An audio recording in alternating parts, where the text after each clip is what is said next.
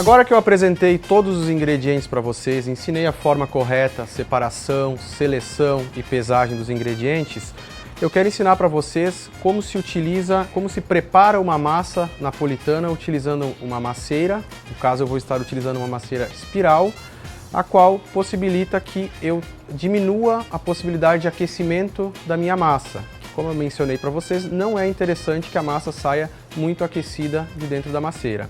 Então, para mim iniciar o processo, para que eu não tenha que fazer um grande esforço de estar fazendo a salmoura dentro da masseira, eu já selecionei a água aqui e eu vou colocar o sal aqui dentro mesmo.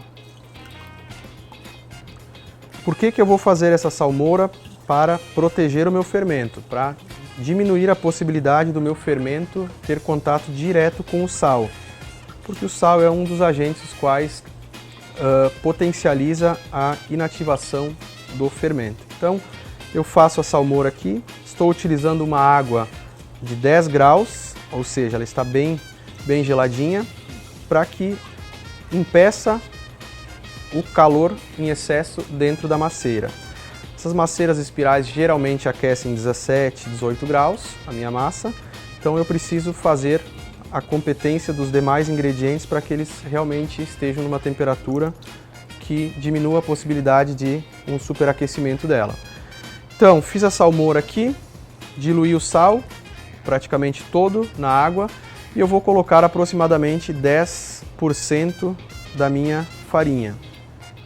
Lembrando que estou utilizando aqui 1 kg de água, 1 litro de água, mesma coisa, 1,650 kg de farinha, 50 gramas de sal e 1 grama de fermento.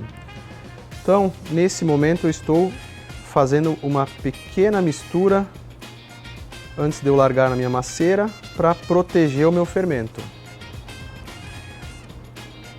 Formei um mingauzinho, agora eu vou despejar então na macieira.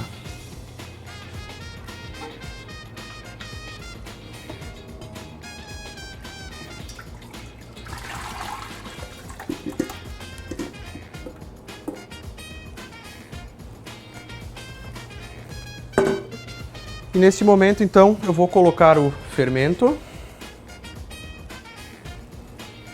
e vou ligar a minha macieira. Aí. Costumo utilizar uma velocidade média, geralmente as maceiras têm 2 velocidades, o indicado é utilizar a velocidade 1, que ela é mais lenta e ela faz com que a farinha consiga absorver a hidratação dela. Então ela está aqui numa velocidade média, pelo tamanho da macieira ela não me dá opções de velocidades, mas eu regulei ela para uma velocidade média. E aos poucos agora eu vou inserindo o restante da farinha.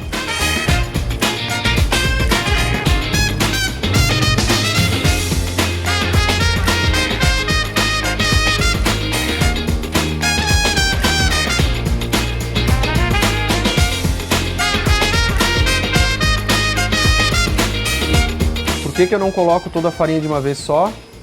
Porque eu preciso dar o tempo da farinha fazer a absorção do líquido, no caso a água, e desenvolver o meu glúten de forma mais eficaz, possibilitando assim que o meu produto final seja de excelência, né? A farinha artigianale que eu estou utilizando aqui, ela está com um percentual de proteínas altíssimo, percentual maravilhoso de proteínas, então com toda certeza vale a pena o desenvolvimento do glúten. Lembrando que o glúten é a junção das proteínas gliadina e glutenina, as quais formam a malha de glúten.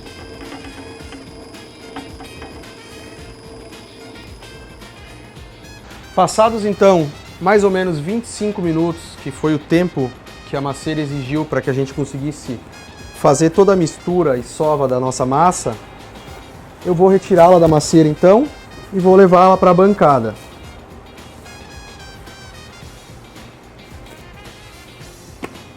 Aqui está a massa, aproximadamente 25 graus a temperatura dela. Atingimos um ponto bom. Pode ver que ela está mole, mas ela não gruda na mão. Então esse é o ponto de pasta, o ponto da minha massa. Agora então eu vou fazer algumas dobras nela para ela pegar um formato de crescimento e vou colocá-la dentro do meu bowl para fazer o descanso de 2 horas e vou cobrir ela com pano úmido.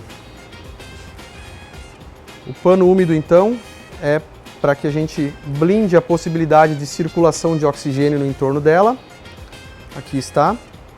Para que ela possa fazer o seu descanso mecânico, o seu processo de puntata, que nada mais é do que descanso mecânico, antes do bolhamento. Então, no próximo capítulo eu vou estar passando para vocês técnicas de bolhamento e, antes disso ainda, algumas dobras que eu farei nela durante o período de descanso mecânico dela.